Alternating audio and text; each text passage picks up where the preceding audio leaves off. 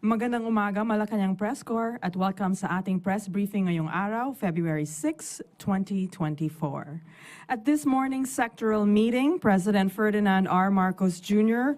ordered the strengthening and improvement of the Philippine National Police cybersecurity systems by further training PNP personnel and investing in technology to address cybercrime and cybersecurity. President Marcos stressed the need to centralize and standardize all communication systems and platforms across the PNP as well. The order comes after PNP Chief Police General Benjamin Acorda Jr. presented an improved national crime situation and operational accomplishments of the PNP since the start of the Marcos administration. The Peace and Order Indicator shows a 10% decrease in crime during the period of July 2022 to January 2024 compared to the period of December 2020 to June 2022. Other areas that continue to be given serious attention are actions against illegal drugs, loose firearms, e-sabong and illegal gambling websites, and communist terror groups. To tell us more about the Marcos administration's policies and programs in dealing with these crimes, we are joined by DILG's Secretary Benher Abalos Jr. and PNP Chief Benjamin Acorda Jr. Good morning, Secretary Abalos and PNP Chief Acorda. Good morning, Daphne. Well, nandito po ngayong tanghalian para ipresenta ang talagang napakagandang performance po ng Philippine National Police under kay Ben and Ben tuloy, kay Benjamin Acorda Jr. No? So pareho rin kami na initials. In any case, siguro mas maganda si Chief ng PNP ang magsabi tungkol sa performance po ng Philippine National Police. Chief Ben? Yes, sir. Hello. As presented earlier this morning before the President, and we reported our accomplishments. Although seemingly nakita natin na nag-improve yung crime statistics, it went down by 10%. But as we dissected further these crime statistics, there is a need for us to focus on cyber crimes. Yun ang nakita natin na medyo tumaas as reported during the last quarter. And in line with that, as instructed by our President, we are intensifying, we are capacitating our police officers on the ground, especially as of previously, ang ating cybercrime group is only up to the regional level lang. But this time, we are training our personnel, and our objective is that down to the police station level, municipal level, we will have police officers who are trained to handle cybercrime or online crimes. Okay, in line with this, under the DILG is the Public Safety College. You know? For everyone's information, kung gusto mo magbombero o kaya may mga courses sa police, ito po ay under the Public Safety College, which is under General Sevilla. Alam niyo po, ang humahawak kayo ng cybercrime ay talagang, sabihin natin, very technical ito, no? Very specialized field. At kuminsan, let's face it, talagang maraming nawawala, maraming pinapirate dahil isa sweldo. So, magkakaroon ngayon tayo sa under Public Safety College ng National Cybercrime Training Institute. So, siguro by next week or the most is a month, pipirmahan ko na to, kompleto na structure nito with the Board of Trustees, lahat. And this will cater primarily dito sa kapulisyahan natin. No, dahil nga tama ang sabi ni Chief, nung una, dito lang sa Philippine National Police, sa Camp Crame, tapos nasa regional level. So ang pinakamodelo nito, kung may magre-reklamo, doon pala mismo sa police station. Pero hahabulin natin ang training nito, hahabulin natin ang mga kailangan mga gamit nito. No? Ang maganda dito ay talagang suportado kami ng ating mahal na Pangulo sa programang ito. No? Okay. Okay. Let's open the floor to questions. Maricel Halili, TV5. Hi, sir. Magandang umaga po. Sir, gaano kalala yung problema ng cybercrime in the country? With regards to the statistics, yun nga, nakita natin na masyadong tumaas. But dissecting it further, yung online or yung mga cybercrimes committed, it's more of yung mga online scam. So parang to our appreciation, it's more of awareness for our mga kababayan or to the public about this scheming na ginagawa ng mga criminal over the internet. Pero sir, identified ba natin who are the people or groups behind these cybercrimes? Dito ba siya sa Pilipinas or from other countries? Well, there are some that are yung outside the countries and yung iba localized, and that's the good thing about this registration of numbers sa mga SIM card registration. Malaking bagay po yon. And together with the NBI, we've been receiving reports also about selling of pre-registered SIM cards. So yun ang mga isang hinahabol natin. So malaking bagay po talaga when it comes to the identify or establishing the identities of these perpetrators online through the online or through the SIM card identification. Medyo na-trace natin, nakakatulong sa pag-trace natin sa mga identities ng mga scammers. And from what countries po itong na-identify natin as scammers? Well, iba-iba dyan yung countries, but mostly localized yung ginagawang scamming. Okay. Alvin Baltasar.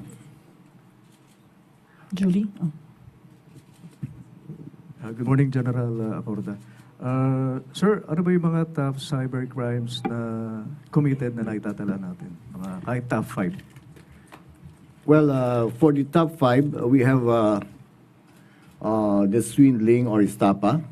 Yan ang nangunguna. And then, coming next is, medyo malaki ang diferensya. From 15,000 sa swindling and estafa, pagdating na sa illegal access, it's only 4,000. And then, identity theft to 2,000, and then online libel, mga 2,000 din, and card fraud, mga almost 2,000. So those are the top 5 na nangyari. Card fraud. Credit card fraud. Sir, follow-up lang. As far as cybercrime solution rate, ano yung rate natin, sir? I don't have the data right now, but I can provide you. Yun ang medyo na admittedly talagang ang nagiging problema natin dyan is to identify the perpetrators. Nahirapan tayo kasi nakatago, especially mga accounts or na ginagamit are sometimes or often fictitious. But again, as I said, because of the SIM card registration, malaking bagay na tulong sa atin yan. Okay. Eden Santos, Net 25.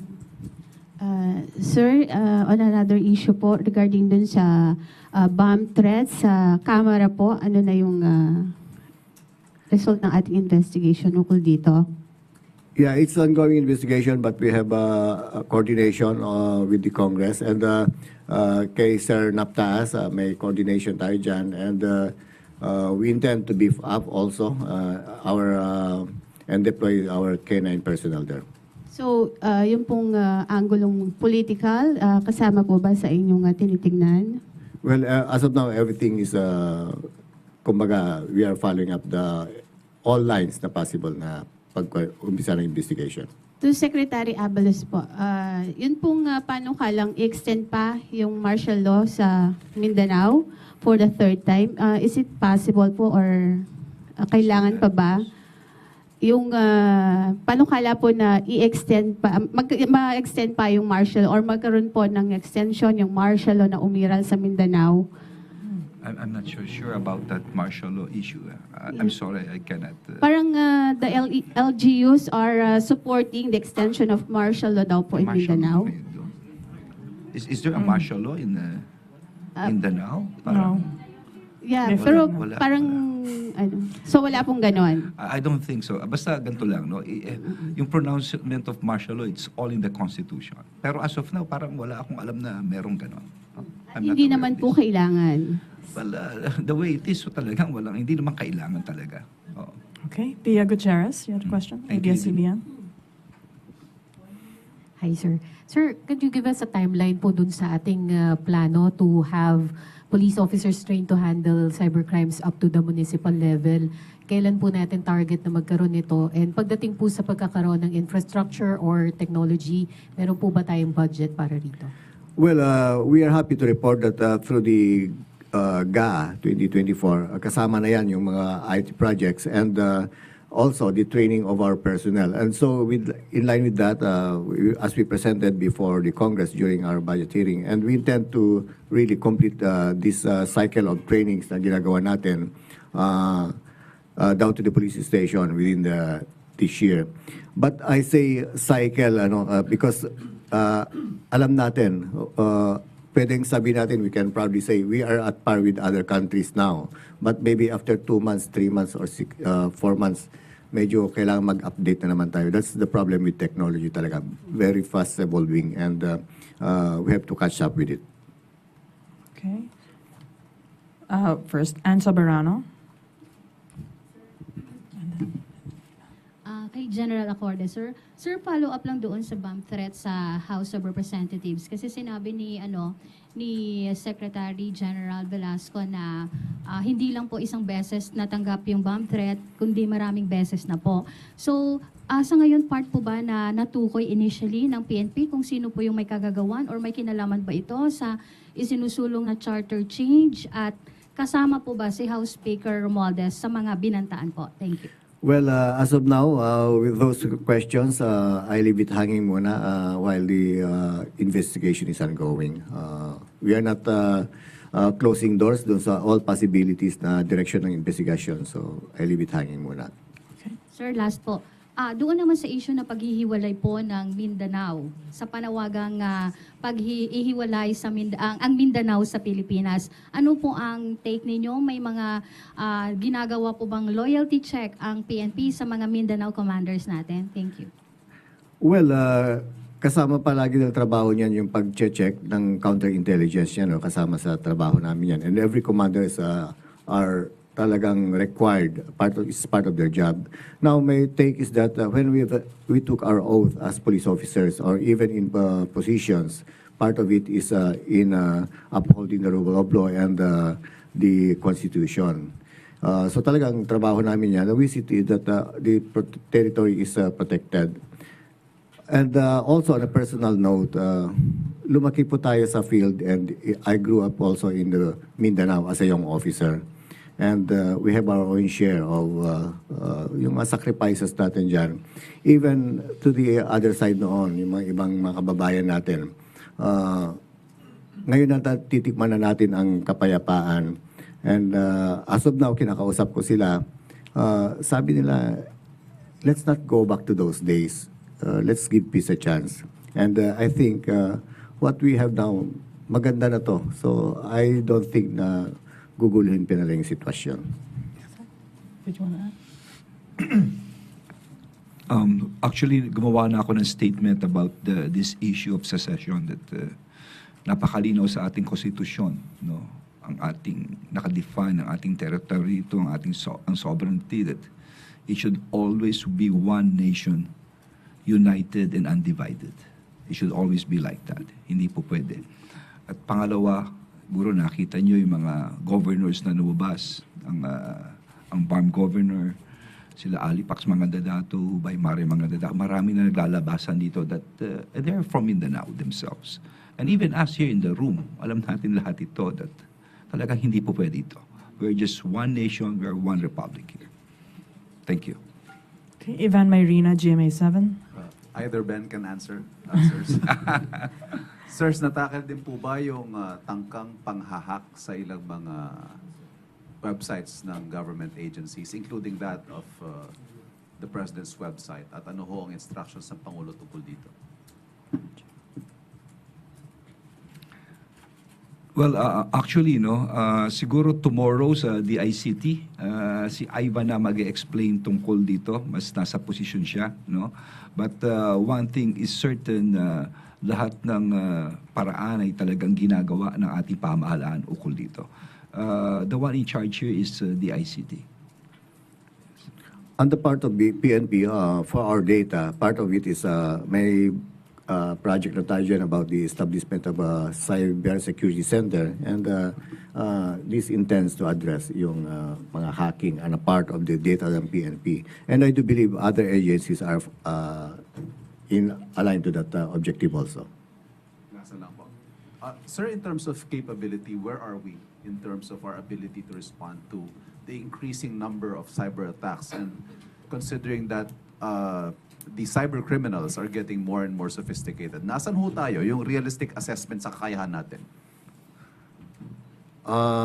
I don't know what kind of measurement ang gagawin natin, but with regards to the yung mataas na incidents, especially on the scamming, so it's more of awareness. I think what we are doing right now is part of it.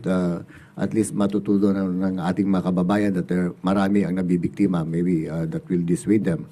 But with regards to our capability, yung sinasabing gamit, hindi naman tayo sobrang malayo. But when it comes to technology talaga, nag-evolve, it keeps on evolving. And maganda naman ang sharing natin, coordination with other countries. Yung mga maunlad na bansa, they train us, they train our personnel, especially on the investigation, mga transnational crimes.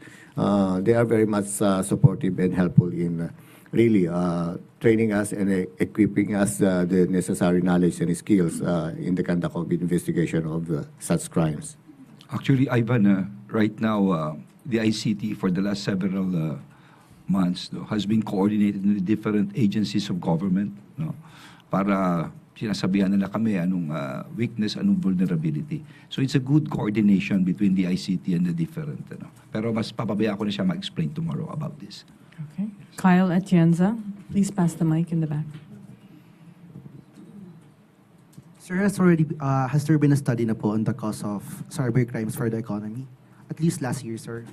Cybercrime affecting the economy? Yes, sir, the cost for the economy. Well, di ba ito na lang sa worldwide, I think it's $3 trillion every year in the whole world, lost to cyber crimes. Yun ang naalala kong binanggit ng presidente kanina, in those figures, sinabi niya, naalala ko yun. So by that alone, makikita mo, talagang even before, sa atin, historically, ang malaking krimen, theft, pagdanakaw, na-overtake na ng cybercrime. You just imagine that, Pero of course, dapat tama si Chief, let this be a warning to everyone.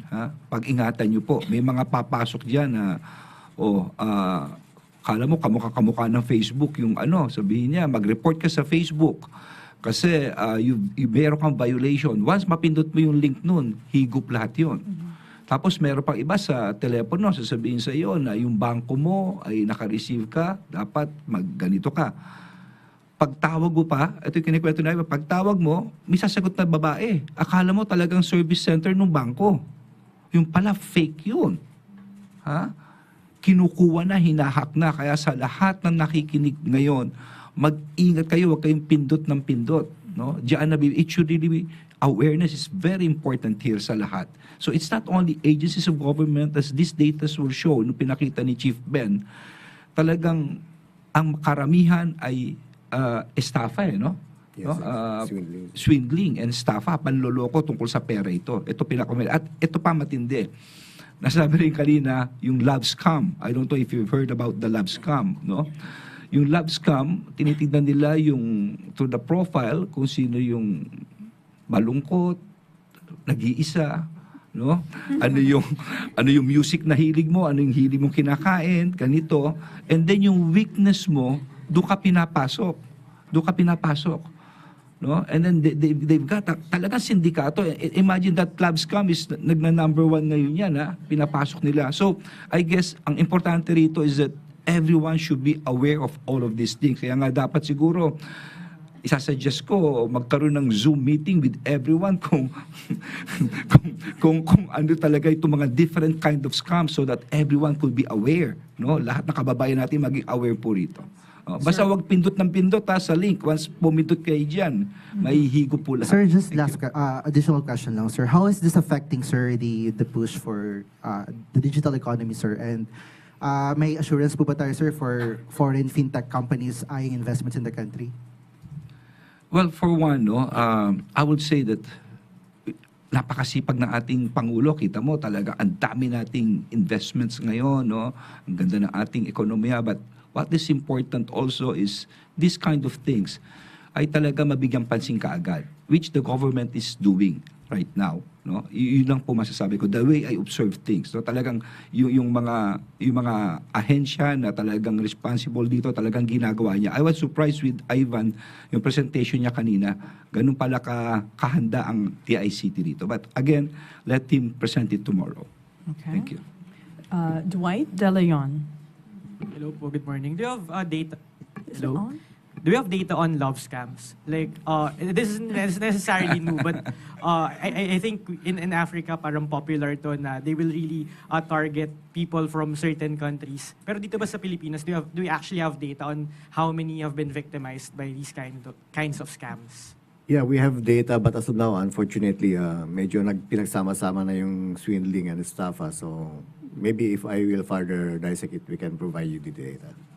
On another topic po, on the call for a separate Mindanao, numerous government agencies have released statements in the past days on the subject. And how seriously is the Marcos administration taking this call seriously in cabinet-level discussions or meetings? And does the call actually pose a threat to the government?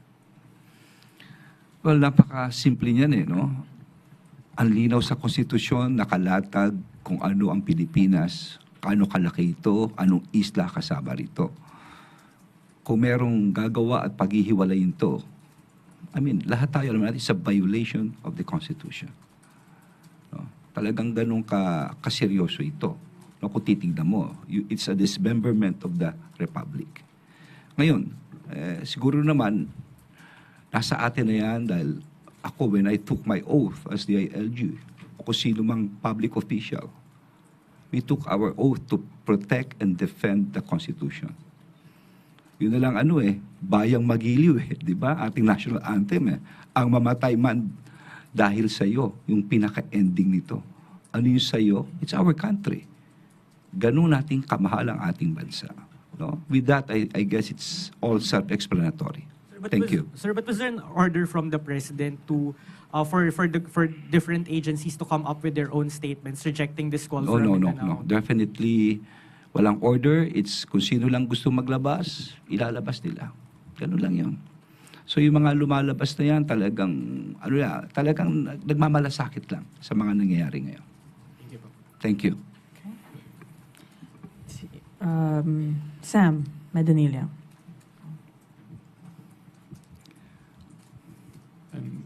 Hello. Yung regarding po dun sa mga, may na-report po kasi na si President Duterte, na-mention nga po yung possible movement for pagsisid ng Mindanao sa Philippines. May possible liability po kaya si President Duterte pagdating dun sa pag-mention ng nasabing planned secession? Or ano po ba, wala pa rin muna siyang possible liability pag ganun po? Well, it's up for the Department of Justice to analyze all of these things. Okay. Tapos on another matter, sir, regarding naman po dun sa El Nino, na-mention po ng Department of Agriculture yesterday na may mga areas na raw po na medyo naapektuhan na raw po ng droughts. May mga provinces na po ba na parang humingi na po, nag-declare na ng state of calamity because of water shortage? At saka kung ano, nag-release na, may order na po ba to release yung calamity funds po nila kung saan? Well, to my knowledge, wala pa naman, but I'll get back to you and get the records. Thank you. Eden Santos. Follow-up lang po ako doon kay Sam.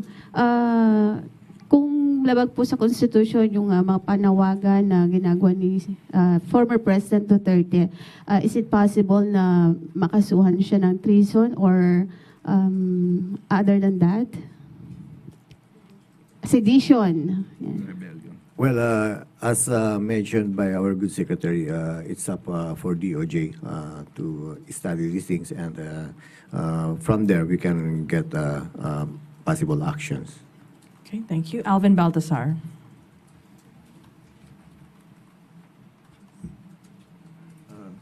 Secretary, General Acorda will be retiring on March 31.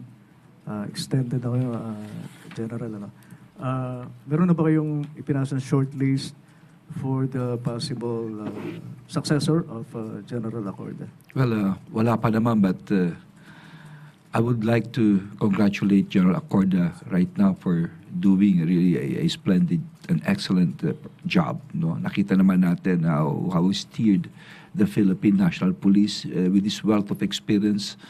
Not only is he doing an excellent job right now, but likewise for the future, lahat ng dapat ng mga gaps. No? And by the way, I think the PNP reorganization law has been passed yesterday. Yesterday ba, no? Yes, sir. By, Third reading, sir. on third reading.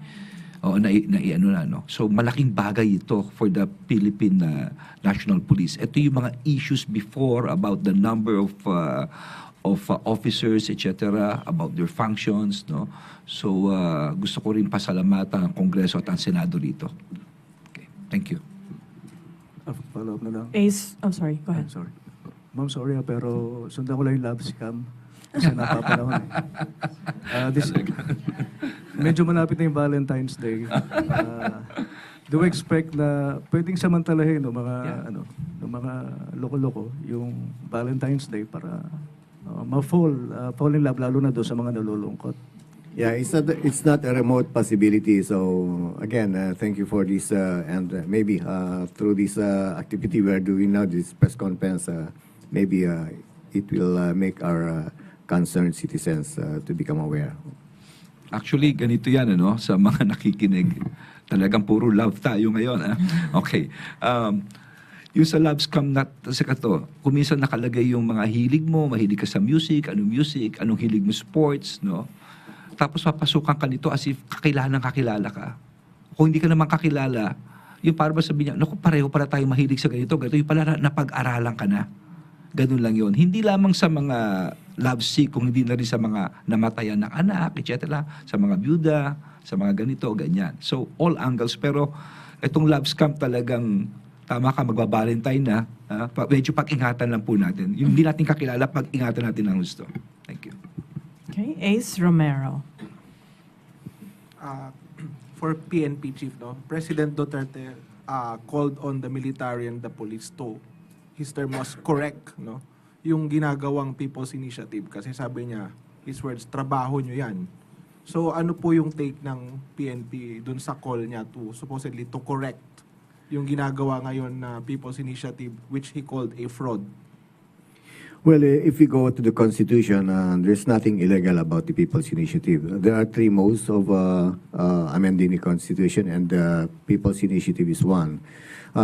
As long as there is no coercion, bribery, and anything that is tantamount to violation of the law or to the intent of the Constitution, the PNP cannot come in. So hanggat wala pang evident na culpable offense committed, the PNP cannot come in as part of upholding the rule of law and of course protecting the Constitution. So yung mga violation, halimbawa po yung allegation ng bribery, yung using of resources to prod people to sign, could it be violations? That can be interpreted as violations, but of course we need evidence, we need Sony statements and other things to support such allegations. But unless nothing is proven, the police won't intervene? We cannot. Okay. It's just a mere exercise of the rights of the people under the Constitution. Salamat po. We're almost wrapping up here. We have a question from Kenneth Paciente. Hi, General. Good morning po. Sir, how can you rate crime rate or peace and order in the Philippines sa ngayon? Masasabi po ba natin mas ligtas kumpara noong mga nakaraang taon, sir? Based on the Gallup survey, and based on that survey, they rank our country as the third safest country to visit in Southeast Asia. So it's something that maybe one of measurement in terms of public perception, not only locally but internationally. Now, with regards to the statistics, nakita natin, as reported earlier, bumababa. So those are the measurables na nakita natin. And we call it peace and order indicator numbers. And they all improve. The crime solution efficiency went up also. So ibig sabihin, mas maganda. And I attribute that to the effective coordination with the DOJ, especially the implementation of the Department Order Circular number 20, wherein it requires the prosecutors and the police to be actively coordinating at the earliest possible stage of crime investigation. Also, yung trust rating na 80% is something that the PNP can be proud of. And masasabi ko yan, it's happening because of we act on the people's complaints. And hindi natin pinipigilan yan. Especially pag pulis ang nirereklamo, we encourage that. Because I do believe within engaged community, ibig sabihin, nireport niya yung crime, not only on the fellow citizen, but also to the actions of the police. We welcome that. Because that is one way of cleansing our ranks also. And vice versa, pag nangyari yun, matakot din ang pulis na gumawa ng kalokohan pag alam nilang ang kababayan natin o ang mamayan natin ay sinusumbong. So eventually, if tuloy-tuloy yan, ang mananatili sa isang komunidad is kapayapaan. That's how I look at it. Thank you. I think this is a good way to end our press briefing. Congratulations, General Acorda, for the great report.